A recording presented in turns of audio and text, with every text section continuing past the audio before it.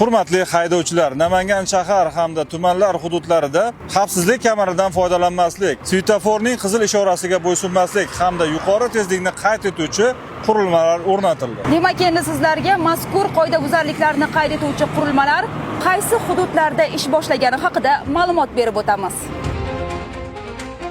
Xavfsizlik kamaridan foydalanmaslik, svetoforning qizil ishorasiga bo'ysunmaslik va yuqori tezlikni qayd etuvchi qurilma Davlatobod tumani D105 avtomobil yo'lining 76-kilometri hamda Fayzobod ko'chalari kesishmasidagi, xalq tilida aytganda, ko'mir baza chorrahasida. Svetoforning qizil ishorasiga bo'ysunmaslik va yuqori tezlikni qayd etuvchi qurilma Davlatobod tumani D105 aylanma yo'lining 77-kilometri, xalq tilida Aroq zavod chorrahasida.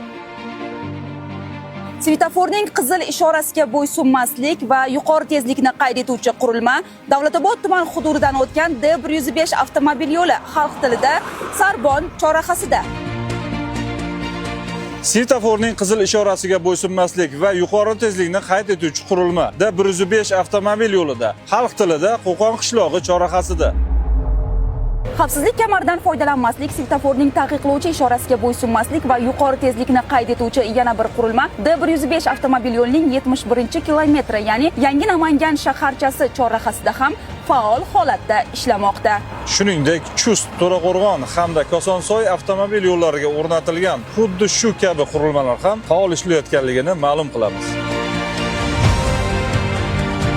Barcha haydovchilardan xavfsizlik kamarlarini taqishlarini, belgilab qo'yilgan tezlikni me'yordan oshirmaslik va yo'llarda mas'uliyat bilan harakatlanishlarini so'raymiz. O'zingiz va yaqinlaringiz hayotini xatarga qo'ymaslik uchun yo'l qoidalariga doimo amal qiling.